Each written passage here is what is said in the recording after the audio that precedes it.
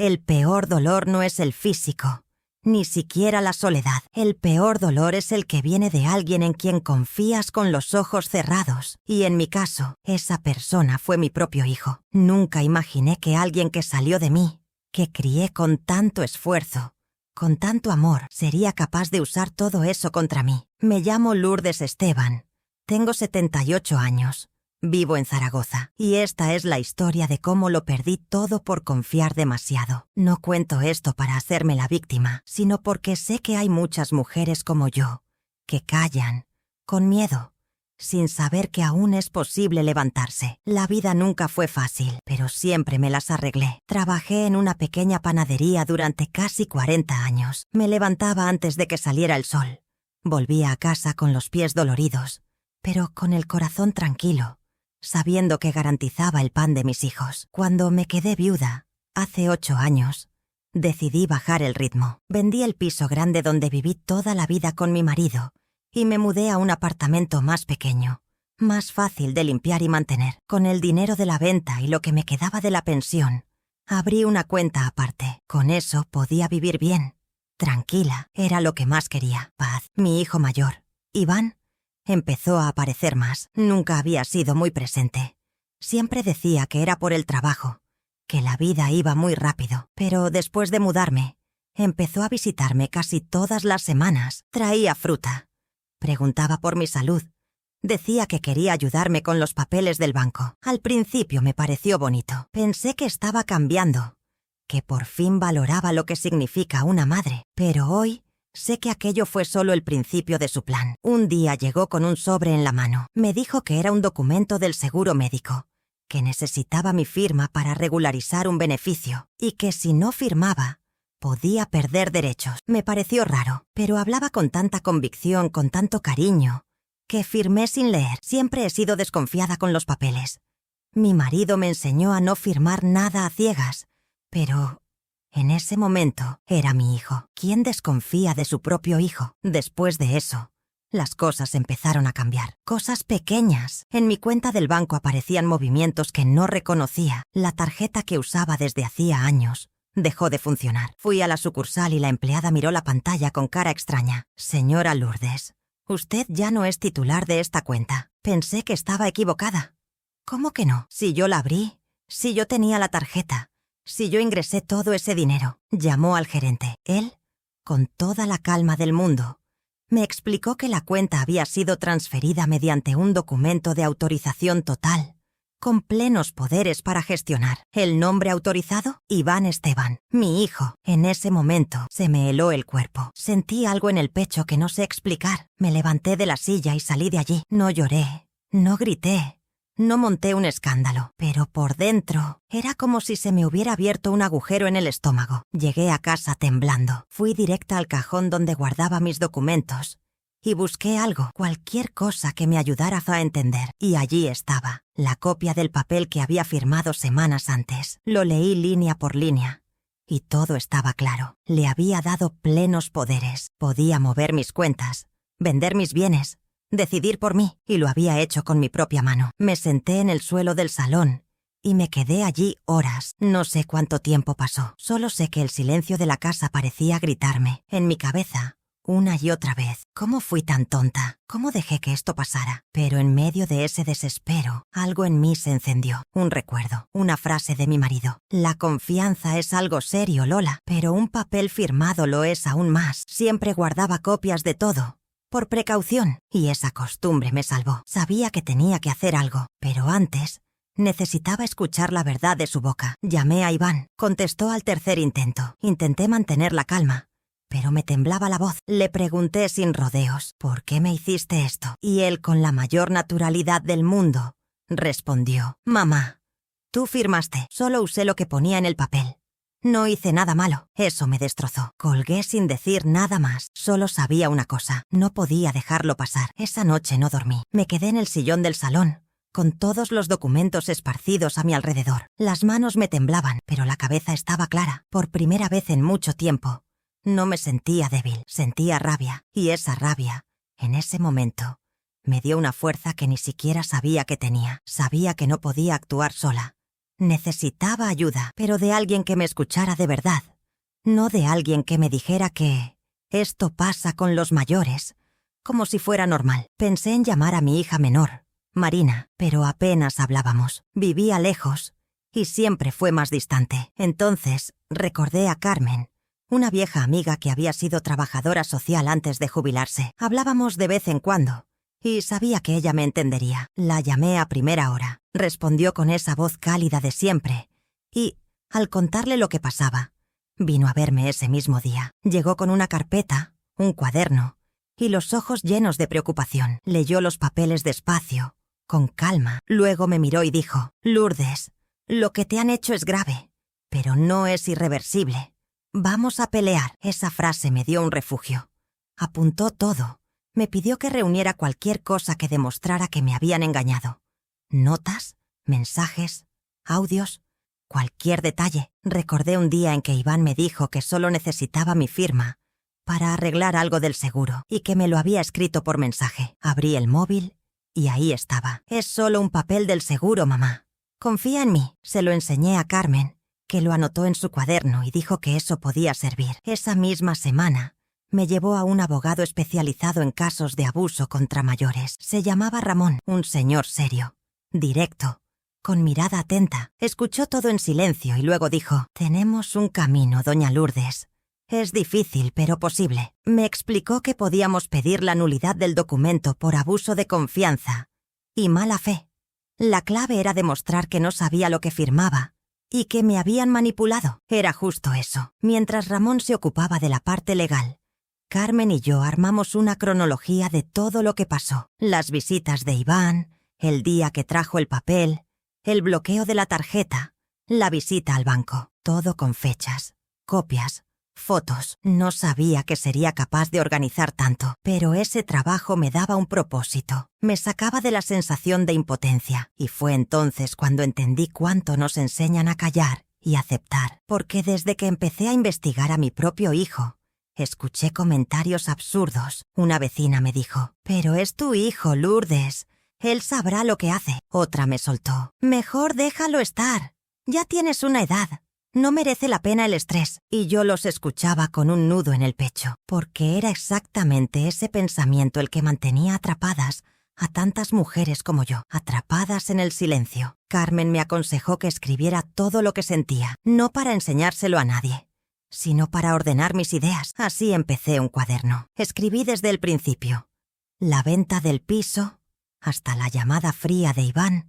No me salté nada. Algunas páginas quedaron emborronadas por las lágrimas, otras con la letra temblorosa, pero todas tenían algo en común: mi voluntad de luchar. Mientras tanto, el abogado presentó la demanda. Tuve que declarar, explicar todo, entregar los documentos. Cuando me confirmaron que el juez aceptaría el caso, me emocioné. Era como si mi palabra, mi voz, todavía valiera algo. Pero no creas que fue fácil. Iván no contestaba mis mensajes. No devolvía mis llamadas. Me bloqueó, como si yo fuera una extraña. Pensé en rendirme varias veces, pero entonces recordaba el vacío que sentí cuando el gerente del banco me dijo que esa cuenta ya no era mía. Eso me empujaba a seguir. En medio de todo, Carmen tuvo una idea. «Lourdes, tienes que contar tu historia. Hay otras mujeres que pueden estar pasando por esto y no saben que tienen derecho a reaccionar». Dudé. Me daba vergüenza. No quería que pensaran que me hacía la víctima, pero ella me habló de un grupo comunitario en la ciudad que organizaba reuniones con mayores para hablar de temas como violencia patrimonial, abandono o fraudes familiares. Fui a una. Me senté al fondo, callada, hasta que una señora se levantó y contó que su nieto la había hecho firmar un contrato de préstamo. En ese momento se me llenaron los ojos de lágrimas. No era la única, no estaba sola. Al acabar me acerqué a ella, le conté mi caso y me abrazó con fuerza. «Gracias por hablar». Pensaba que solo me pasaba a mí, y así decidí aceptar la invitación para grabar un vídeo en un canal local para mujeres mayores. Me senté frente a una cámara sencilla y hablé como sé hablar, con el corazón. «Me llamo Lourdes Esteban, tengo 78 años. Y confié en mi hijo. Confié tanto que usó eso para dejarme sin nada. Si alguna vez has pasado por algo así, o conoces a alguien que lo esté viviendo en silencio, deja un comentario. A veces, una palabra tuya puede ser lo que le falta a otra mujer para reaccionar. Y si quieres seguir esta lucha, suscríbete al canal. Esto es más que una historia. Es una advertencia. Tras grabar el vídeo, mi historia empezó a circular más de lo que imaginaba. Personas que no conocía me escribían. Algunas decían que estaban pasando por algo similar. Otras solo querían darme ánimos. Una me marcó especialmente. Se llamaba Rosario. Tenía 81 años. Y me escribió contando que su hijo había puesto la casa a su nombre, sin que ella lo supiera, y que, desde entonces, la trataba como si fuera una invitada en su propia casa. Al leer eso, lloré, porque entendí que esto era más grande que mi caso. Era un problema real, que ocurría en silencio con muchas. Y lo peor, nadie hablaba de ello. El abogado, Ramón, me explicó que en el proceso judicial cada detalle importaba. Me pidió que recordara si Iván me había presionado verbalmente alguna vez. Recordé un día, justo después de firmar, en que me dijo: «Ahora todo está más seguro, mamá.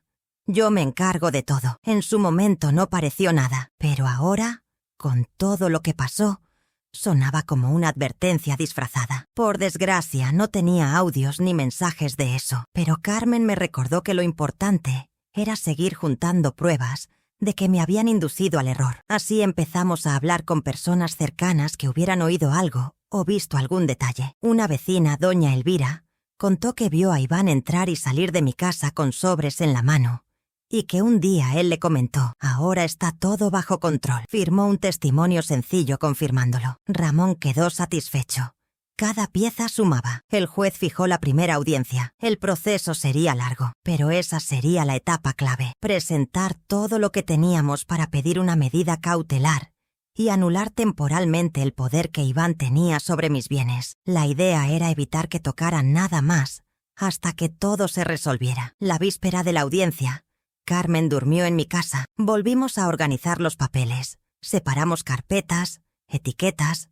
Revisamos cada punto. Estaba nerviosa, claro. ¿Quién no lo estaría? Pero no era solo miedo. También tenía unas ganas enormes de decir todo eso, mirando a los ojos de quien intentó borrarme. Cuando llegamos al juzgado, Iván ya estaba allí, con un abogado que no conocía. Me miró, pero no dijo nada. Y en ese instante, me di cuenta de que ya no me veía como madre. Me veía como un obstáculo. El juez era un hombre calvo, de unos 60 años, con mirada seria pero justa. Escuchó a las dos partes. Iván, por supuesto, dijo que firmé por voluntad propia, que estaba más despistada últimamente y que por eso él había tomado las riendas. Su abogado incluso dijo que yo misma le había pedido ayuda y que la firma era prueba de eso. Cuando me tocó hablar, respiré hondo y conté todo, desde la primera visita sospechosa hasta el bloqueo de mi tarjeta. Mostré la copia del documento, los mensajes, el testimonio de la vecina. Hablé de la traición, del dolor, de la manipulación emocional. No lloré. Hablé firme, como una mujer harta de que la pasen por encima. El juez escuchó en silencio. Luego dijo que necesitaba analizar los documentos con detalle, pero que ya veía indicios suficientes para suspender temporalmente el poder otorgado a Iván. Al oír eso, sentí alivio. No era el final del proceso, pero era el principio de la remontada. Ramón me dijo después: «Lourdes, acabas de recuperar tu autonomía». La noticia corrió rápido. En mi edificio, una vecina que nunca me había hablado me paró en el pasillo. «Oí lo que pasó, Lourdes. Qué valentía, ¿eh? Si fuera yo, no sé si podría». Y yo le respondí: «Claro que podrías, solo hay que empezar». Pero incluso con esa victoria parcial, dentro de mí había un vacío, porque nunca quise enfrentarme a mi hijo en un juzgado. Nunca quise darle la espalda. Solo quería respeto. Que me viera como persona, no como un estorbo o una llave de caja fuerte. A la semana siguiente recibí una nota en el portal. Era de Lucía, la mujer de Iván. Quería hablar conmigo. Quedamos en una plaza, en un banco frente a una fuente. Llegó con la cara apagada. Me dijo que sabía todo, pero que no podía meterse, que Iván estaba avergonzado, pero también enfadado, que se sentía traicionado porque llevé el caso a los tribunales. Respiré hondo y respondí: «Yo no lo traicioné. Él me traicionó al mentirme, al usar mi confianza contra mí. Lo que hice fue defenderme». Ella asintió, y antes de irse, Me dio un sobre. Lo escribió él. Dijo que no sabía si tendría valor para dártelo. Me llevé el sobre a casa, pero no lo abrí ese día. Lo dejé sobre la mesa 2 días. Era como si necesitara preparar mi corazón. Al tercer día me senté con una taza de café. Respiré hondo y lo abrí. Era una carta escrita a mano, con la letra apresurada de Iván. Al principio decía que no esperaba que las cosas llegaran tan lejos, que creía que me estaba ayudando, que nunca quiso hacerme daño. Luego confesaba que se dejó llevar por el miedo, por la presión de las deudas, por la ansiedad de controlarlo todo, como si eso fuera una solución. Decía que pensaba que estaba protegiendo lo mío, pero que en el fondo sabía que se estaba pasando de la raya. La carta terminaba con una disculpa, no por lo que hizo, sino por las consecuencias. Decía que no esperaba perdón, pero quería que supiera que aún me quería. Me quedé mirando ese papel durante minutos. Era extraño sentir cierto alivio al ver que reconocía su error, pero al mismo tiempo dolía que no tuviera el valor de dármelo en persona. Era más fácil escribir y esconderse tras una carta que enfrentarse a la mujer a la que hirió. Guardé el papel. No sabía qué hacer con él, pero sabía que no quería romperlo ni olvidarlo, porque, aunque doliera, era parte de la historia. Mientras, el proceso seguía. Ramón dijo que la carta podía ser útil más adelante, como prueba de que Iván admitía lo que hizo. No sabía si quería usarla, pero sabía que cada detalle podía pesar. Carmen me animaba a seguir firme. Decía que, aunque la justicia no me devolviera todo, lo más importante ya lo había recuperado, mi dignidad. Y era verdad. Caminaba por la calle con otra postura. Ya no era la señora que aceptaba todo en silencio. Había levantado la cabeza, aunque estuviera herida. En la reunión del grupo comunitario de esa semana, conté lo de la carta. Y, para mi sorpresa, otras 3 mujeres también hablaron de historias parecidas. Una dijo que firmó un papel pensando que era para actualizar el banco y perdió su casa. Otra contó que su nieto pidió un préstamo a su nombre y nunca lo pagó. Y la tercera, que su sobrino vendió un terreno familiar sin permiso. Lo que más me impactó fue darme cuenta de cuánto se escondían estas historias, cómo nadie se atrevía a hablar por miedo, por vergüenza o porque era cosa de familia. Eso me dio aún más certeza de que mi silencio no ayudaría a nadie. Al final de esa reunión, la coordinadora del grupo me llamó aparte y me dijo que una periodista de un periódico regional quería hablar conmigo. Había visto el vídeo que grabé y quería publicar mi historia. Al principio dudé. No quería parecer una víctima, ni mucho menos exponer a mi hijo en público. Pero luego pensé en todas las mujeres que seguían sufriendo solas. Y me dije, si mi historia abre los ojos a aunque sea una, ya merece la pena. Acepté. Quedamos en una cafetería pequeña, en un barrio tranquilo. La periodista, Nuria, era joven, educada. Me escuchó con atención, apuntó todo, pidió permiso para usar mi nombre y también una foto. La hicimos allí mismo, con su móvil. Me prometió que sería respetuosa y que no caería en el sensacionalismo. Una semana después, salió el artículo con el titular: Confió en su hijo y casi lo perdió todo. La historia de Lourdes Esteban. Lo compartió mucha gente. Algunos me reconocieron en la calle. Otros dejaron notas en mi portal, cartas sencillas, mensajes de apoyo. Una mujer incluso dejó un tiesto con flores y una nota que decía: gracias por no callar. Has hablado por mí. Con todo esto, el grupo comunitario creció. Empezaron a venir mujeres nuevas. Algunas solo a escuchar, otras a desahogarse. Carmen, al ver esto, propuso crear un espacio fijo para los encuentros, con apoyo jurídico gratuito. Me preguntó si quería ayudar a organizarlo. Acepté al instante. Me sentía viva otra vez, útil. Ya no era solo la mujer traicionada por su hijo. Era alguien que podía marcar una diferencia. Llamamos al grupo Voz de Madre.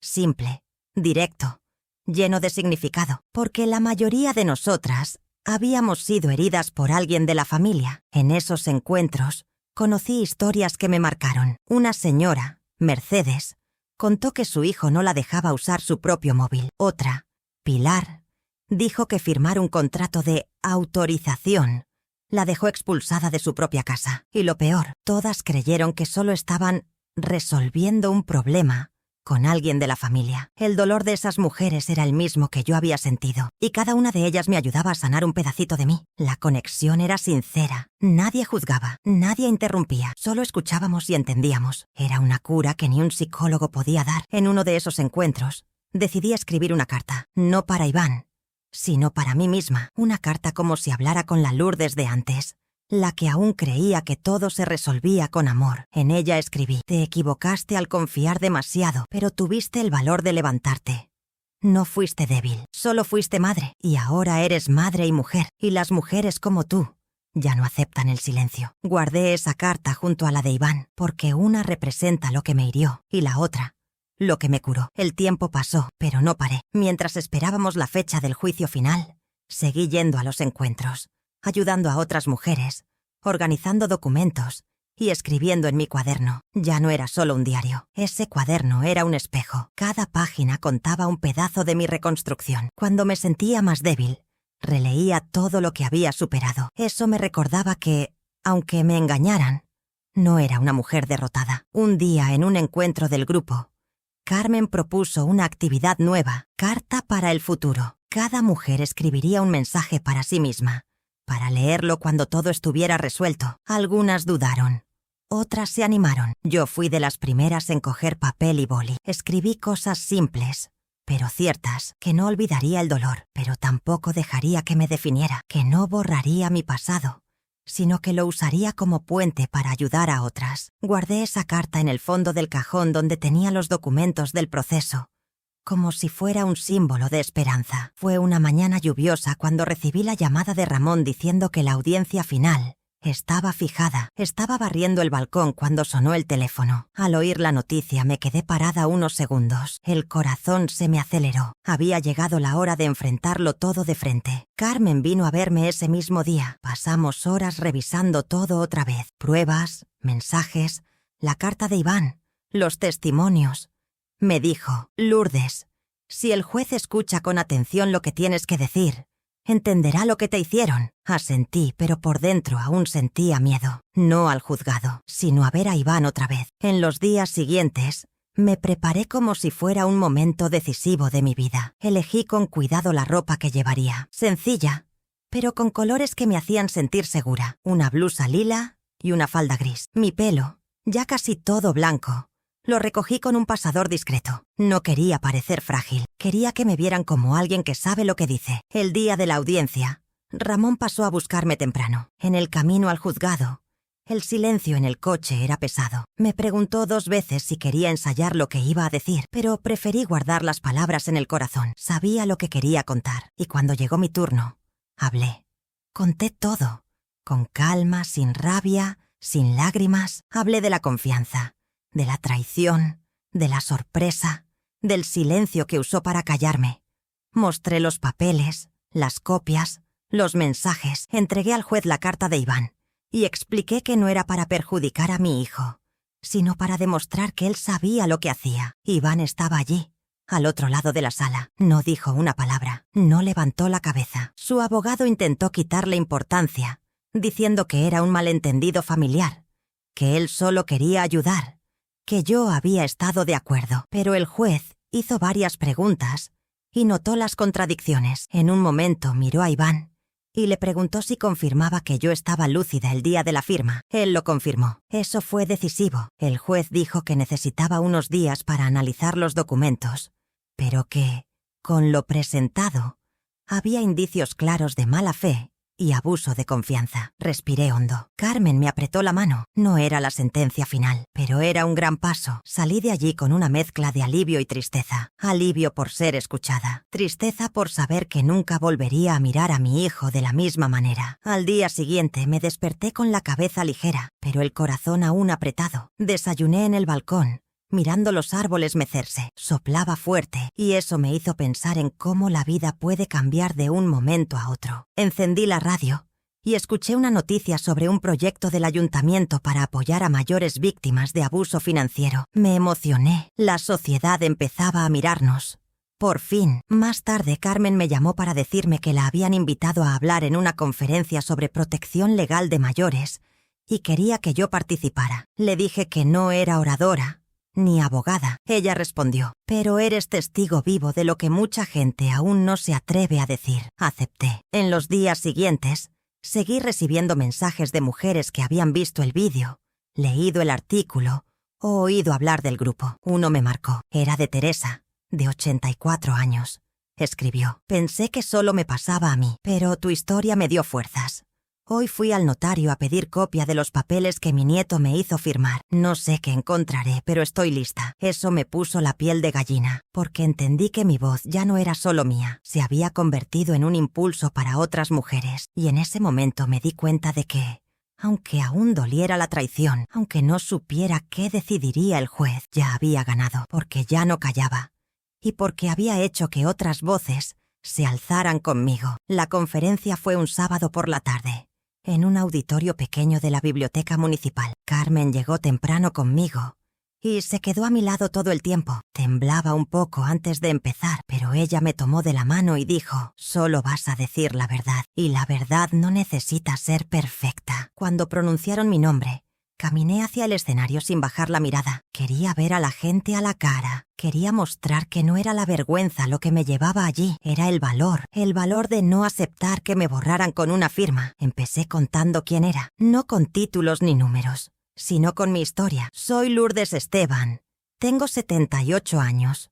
Fui panadera, esposa, madre. Hoy soy una mujer que aprendió a pelear por sus derechos. Vi a algunas personas asentir. Vi miradas atentas, sobre todo de mujeres mayores, algunas con los ojos vidriosos, otras con las manos cruzadas en el regazo, como si sujetaran algo que aún no podían soltar. Hablé del proceso, de las copias que guardé, de la carta, de los encuentros con el grupo, y terminé diciendo, si alguien ha usado la palabra amor para hacerte callar, no te calles, porque el amor no se demuestra con mentiras ni con papeles escondidos. El público aplaudió. No fue un aplauso de fiesta, sino uno lento, sincero, un aplauso de reconocimiento. Después de la charla, varias personas se acercaron a hablar conmigo. Una señora me abrazó y dijo, nunca le conté a nadie que mi hermano se quedó con la herencia de mi padre. Siempre pensé que era tarde. La miré a los ojos y le dije, nunca es tarde para recuperar tu voz. Esa noche, al volver a casa, sentí algo distinto en mí, como si hubiera dejado una parte del dolor en ese auditorio. Aún no tenía una sentencia oficial del juez, aún no sabía si el proceso me devolvería todo, pero una parte de mí ya estaba entera otra vez. Y no por la justicia, sino porque ya no me sentía una mujer sola. 2 días después, recibí un mensaje inesperado. Era de Lucía, la mujer de Iván. Quería visitarme. No sabía qué esperar, pero acepté. Quedamos para el día siguiente. Cuando llegó traía una bolsa con manzanas, como en los viejos tiempos. Se sentó frente a mí y respiró hondo antes de hablar. Lourdes, sé que no quieres saber de él, pero me pidió que te diera un recado. Está avergonzado. Mucho. Dice que no tiene valor para mirarte ahora, pero que leyó todo lo que salió en el periódico, vio los comentarios y entendió lo que hizo. Me quedé callada. Ella siguió. Me pidió que te diera esto. Era un sobre. Dudé, pero lo cogí. Dentro había un documento, un escrito formal en el que Iván renunciaba al poder que tenía sobre mis cuentas y bienes, firmado, con firma reconocida. Miré a Lucía, sin entender. Dijo que no es por el proceso, ni por miedo al juez. Es porque al fin entendió que no se puede amar a alguien intentando controlarlo, y que quiere, de alguna forma, arreglar lo que hizo. Me costó creerlo. Claro que tenía que confirmarlo con el abogado, pero el gesto ya tenía un impacto fuerte. Lucía se fue poco después, pero antes de salir dijo, Lourdes, no sé si algún día os reconciliaréis, pero gracias por no rendirte, porque, al final, eso lo hizo despertar. Llevé el documento a Ramón ese mismo día. Lo revisó con calma y dijo, aunque el juez ya estuviera inclinado a fallar a tu favor, esto refuerza aún más tu posición. Muestra que admite el error. Y más, que intenta repararlo. Fue la primera vez en meses que sentí que la justicia, esa en la que siempre dudamos, podía hacerse realidad. Unas semanas después, recibí la notificación oficial. El juez declaró nulo el documento que transfería mis bienes a Iván por vicio del consentimiento y abuso de confianza. La sentencia ordenaba que todos mis derechos se restauraran de inmediato, sin posibilidad de recurso. Leí ese papel con las manos temblando. No lloré, solo respiré hondo y me quedé mirando por la ventana del salón, como si intentara entender qué significaba. Carmen llegó minutos después y, al enseñárselo, me abrazó fuerte. «Lo conseguiste, Lourdes». Y yo respondí: «Lo conseguimos». El fin de semana siguiente, organizamos un encuentro especial con el grupo Voz de Madre. Fue el primero tras mi victoria judicial. Había tarta, té y mucha charla. Algunas mujeres trajeron flores, otras solo abrazos, pero todas estaban allí por algo más grande que mi historia. Estaban por ellas mismas. Carmen dio un discurso corto.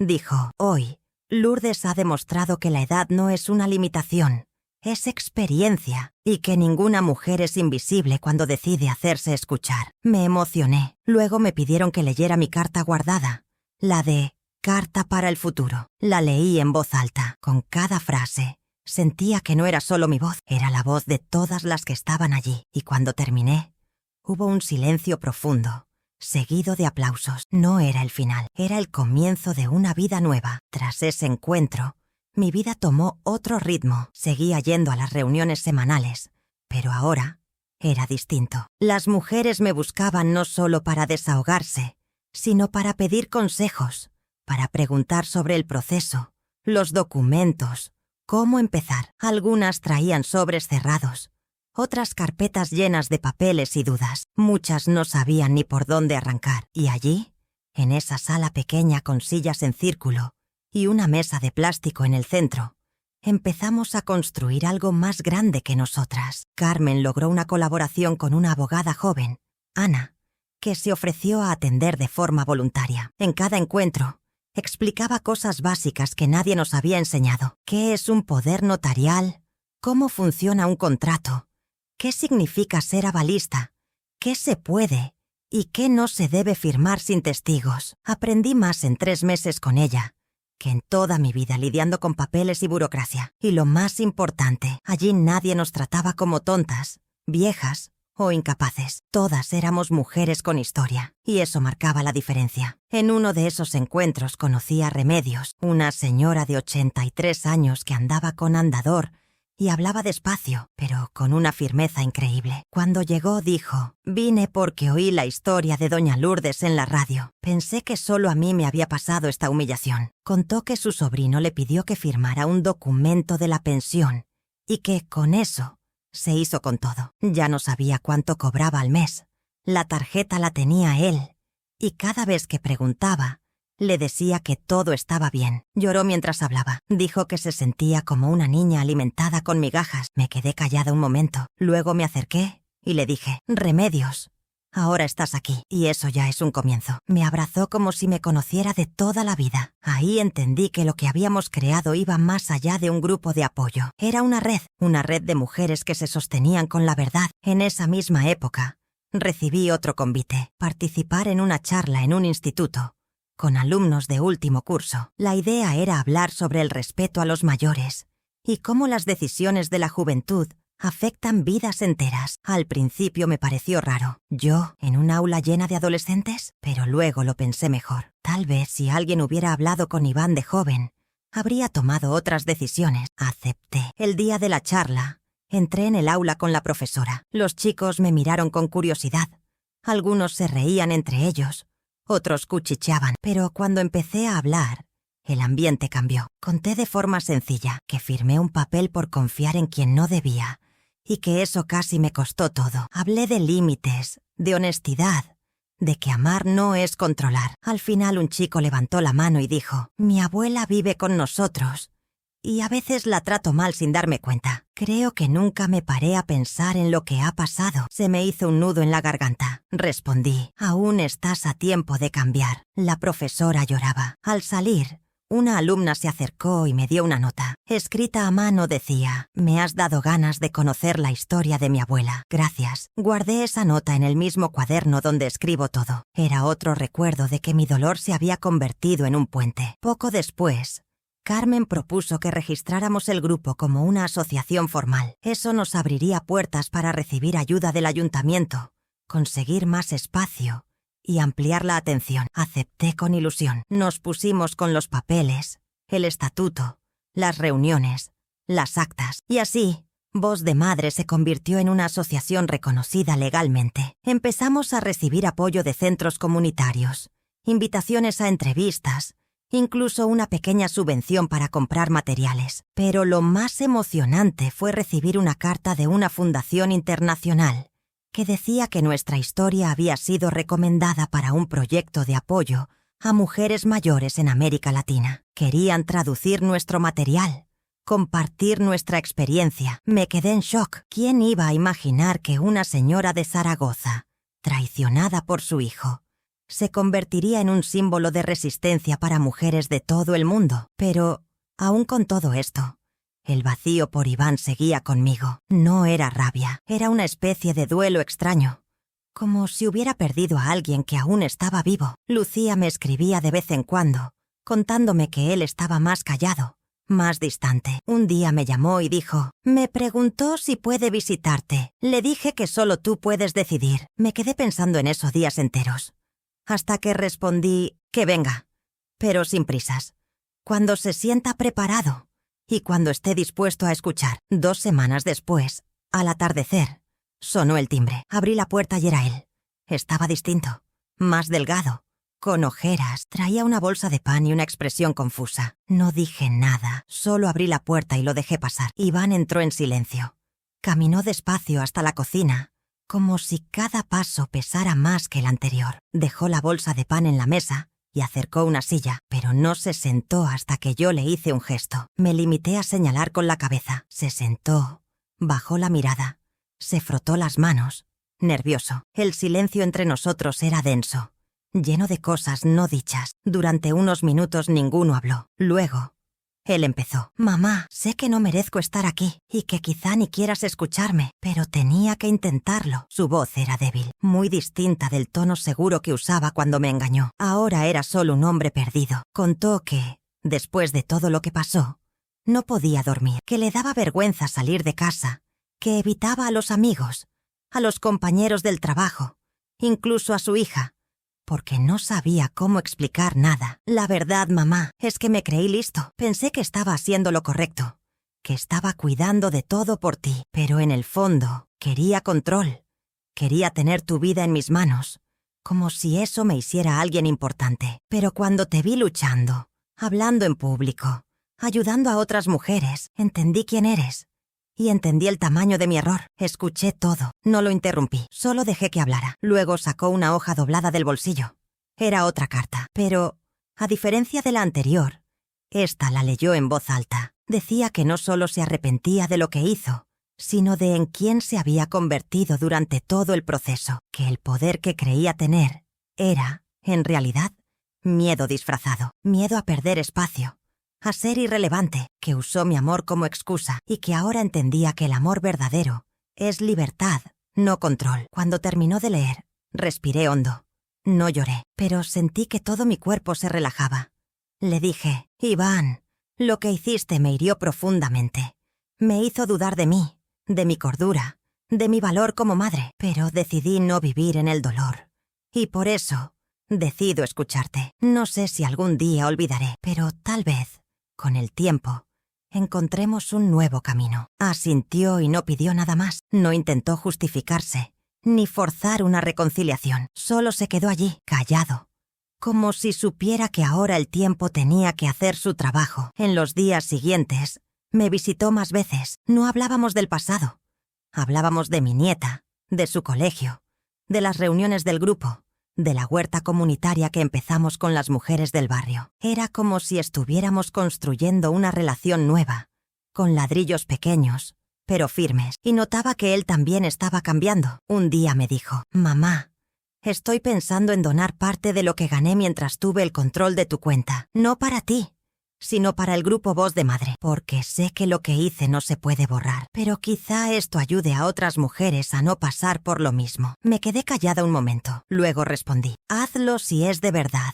No por culpa, sino porque tú también quieres ser parte de la solución. Y lo hizo. Con la ayuda de Carmen y de Ana, la abogada, creamos un pequeño fondo de apoyo jurídico para mujeres que no podían pagar una consulta. Con ese dinero pagamos abogados, transporte a audiencias e incluso medicinas en casos urgentes. Eso se convirtió en un nuevo pilar de la asociación, y ahí vi con mis propios ojos cómo un error podía transformarse en reparación, no para borrar el pasado, sino para cambiar el futuro de alguien. Recibimos tantos mensajes después de eso que no podíamos responderlos todos. Mujeres de otras ciudades querían crear grupos similares, otras pedían unirse a los encuentros virtuales, algunas madres venían con sus hijas, diciendo que querían que escucharan las historias para no cometer los mismos errores con sus propias madres. Era como si una cadena estuviera creciendo, una cadena hecha de voces que antes estaban atrapadas. En ese momento Carmen tuvo otra idea. Lourdes, ¿y si registramos todo esto en un libro? No un libro sobre ti, sino sobre todas nosotras,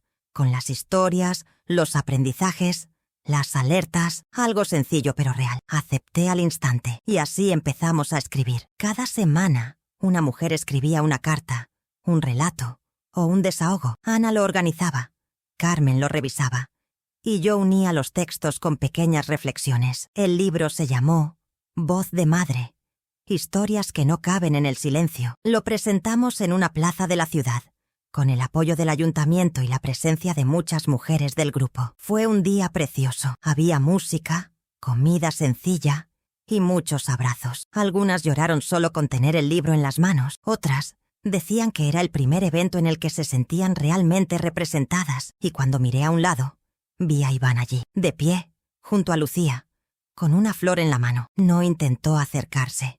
Solo estaba allí, en señal de respeto. Y eso, para mí, ya decía mucho. Con el libro publicado, empezamos a recibir invitaciones que nunca imaginamos. Universidades, programas de radio, grupos religiosos. Incluso sindicatos querían escuchar nuestras historias. Carmen y yo hicimos un pacto. Solo aceptaríamos invitaciones donde las mujeres fueran escuchadas de verdad. Nada de escenarios para discursos bonitos y luego silencio. Queríamos diálogo, intercambio, espacio para que otras hablaran. Y así fue. En cada lugar que visitamos, una mujer nueva se levantaba y decía, a mí también me pasó. Era como si el simple acto de escuchar abriera una puerta interna, un valor que llevaba años guardado. En una de esas charlas, en un instituto técnico, una profesora me abrazó al final y dijo, necesitaba escucharte. Siempre pensé que mi madre era amargada, pero hoy entendí que estaba herida y que nunca le pregunté por qué. Recibir ese tipo de respuestas me hacía ver que todo lo que viví, por duro que fuera, ahora tenía un propósito mayor. En casa seguía escribiendo. Mi cuaderno ya estaba casi lleno. En él apunté cada detalle del proceso, cada frase que dolió, cada pequeño gesto de reparación. Era un diario, pero también un registro histórico. Un día pensé en dejarlo como herencia, pero me di cuenta de que ese cuaderno era solo mío. Era donde me reencontré, y nadie más necesitaba leerlo, solo yo. Iván empezó a visitarme con frecuencia. No todos los días, pero lo suficiente para mostrar que quería reconstruir algo. Un día vino con mi nieta, Clara, de 12 años. Era la primera vez que la traía después de todo. Abrí la puerta, vi esos ojos claros mirándome con curiosidad y nervios.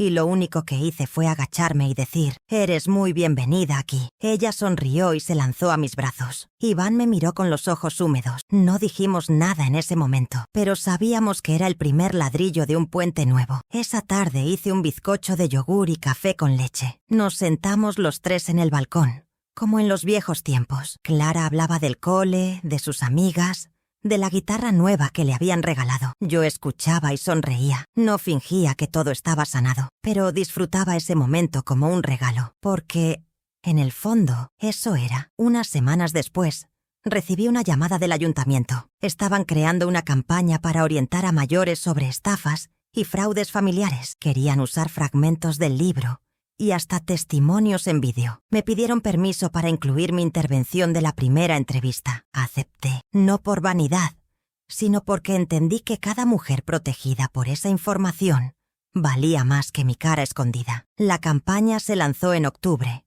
con carteles, vídeos, cuñas de radio. En todos los materiales la frase que elegí para cerrar mi testimonio era «Firmé por amor» y casi lo perdí todo, pero también por amor decidí reaccionar. Esa frase se pegó en paradas de autobús, pasillos de hospitales, centros de convivencia. Un señor me paró en la calle y dijo que esa frase le hizo pensar en su madre. La tratamos como si fuera eterna, pero nunca nos paramos a preguntar si está bien. La repercusión de la campaña hizo que el grupo Voz de Madre recibiera un montón de mujeres nuevas. Tuvimos que cambiar de local. El ayuntamiento nos cedió una sala más grande, con más sillas y un armario para guardar los documentos. Carmen lloró cuando entramos en el nuevo espacio.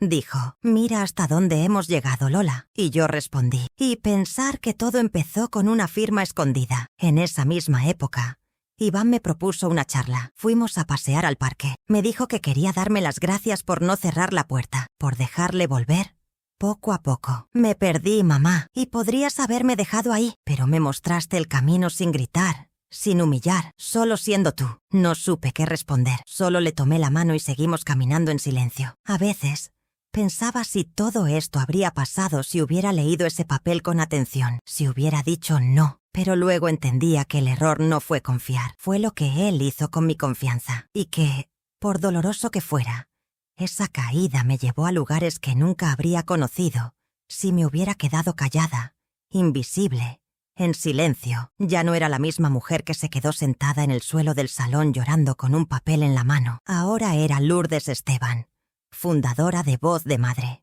Mujer escuchada, respetada, madre herida, pero no vencida. Y fue en esa nueva versión de mí donde escribí la última página del cuaderno, la única sin título. En ella escribí, si estás leyendo esto porque alguien a quien amas te traicionó, levántate.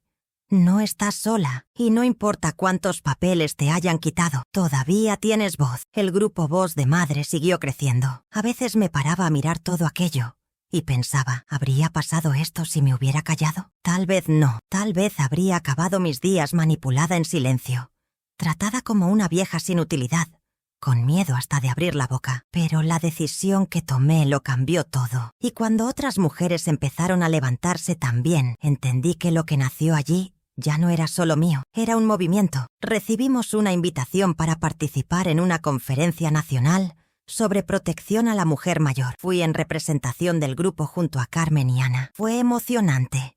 Conocimos otras historias de mujeres que resistieron, que denunciaron, que recuperaron lo que les pertenecía por derecho. En medio de ese encuentro, vi que lo que antes era raro, ahora se estaba convirtiendo en ejemplo. Intercambiamos contactos, organizamos encuentros futuros y prometimos seguir fortaleciendo esa red. Un día, mientras organizábamos las próximas actividades de la asociación, se acercó una joven estudiante de periodismo. Dijo que había leído nuestro libro, visto la campaña del ayuntamiento y quería hacer un documental. Su trabajo de fin de grado sería sobre cómo las mujeres mayores estaban rompiendo el silencio, y quería contar mi historia. Sonreí, miré a Carmen y dije, no éramos invisibles.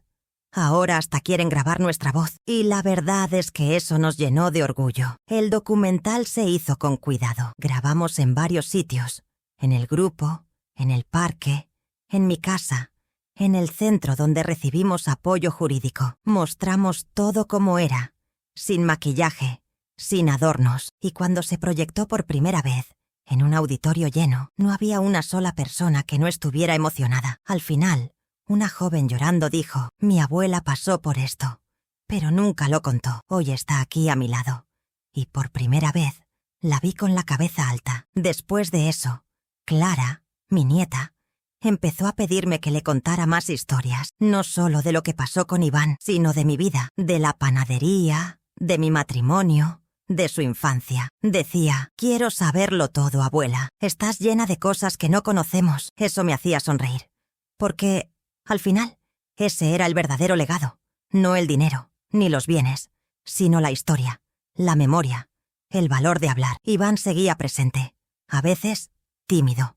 Otras, más cercano. Nunca volvimos a tocar el tema de la justicia directamente. Era como si los dos supiéramos que ciertas cosas no se borran, pero se atraviesan, y el tiempo fue curando lo que podía curar. Algunas heridas quedan, pero aprendes a caminar con ellas. Con el tiempo también recibí muchas cartas. Una vino de Olga, una mujer de 70 años de un pueblo del sur de España. Escribió, Teresa, tu libro llegó a mis manos por la biblioteca del barrio. Lo leí en 2 noches. Cuando terminé, Vi que era mi vida. Mi hijo me hizo firmar un documento y ahora vivo en un cuartito en el patio de su casa. Nunca tuve valor para enfrentarlo, pero tras leer tu historia, busqué ayuda. Gracias por escribir lo que tantas escondemos. Lloré al leer esa carta, porque entendí que, sin saberlo, le había tendido la mano a otra mujer y que cuando una de nosotras habla, otras pueden respirar. En un encuentro del grupo, Carmen hizo una propuesta inesperada. Dijo que quería empezar a formar a otras mujeres para que lideraran sus propios grupos en ciudades cercanas, que no podíamos depender solo de nosotras tres, que la idea era multiplicar. Me pareció hermoso. Dije que sí, y en las semanas siguientes empezamos a preparar nuevas lideresas. Remedios, la señora que llegó con andador, se convirtió en facilitadora en otro barrio. Mercedes también. Pilar organizó el primer encuentro en una ciudad vecina. La cadena seguía formándose. Con todo esto, Voz de Madre se convirtió en referencia. Incluso fuera de España recibimos invitaciones. Un día, una fundación de México nos escribió diciendo que querían traducir el libro al español latino y distribuirlo en centros comunitarios de allí. Acepté con una condición: que no cambiaran ni una palabra, porque cada frase estaba vivida. Estaba escrita con verdad. Hoy escribo estas palabras en la misma mesa donde firmé el papel que casi borró mi historia. Pero ahora, esa mesa está rodeada de fotos, de flores, de cartas de mujeres que encontré en el camino. Ya no soy la mujer sola y asustada. Soy Lourdes Esteban, mujer, madre, superviviente. Si has llegado hasta aquí, si esta historia ha tocado tu corazón, si conoces a alguien que pueda estar viviendo algo así, deja un comentario. A veces, un comentario cambia una vida. Y si quieres escuchar más historias como esta, suscríbete al canal. Aquí compartimos lo que muchos esconden, porque nuestra voz tiene valor y nunca más será silenciada.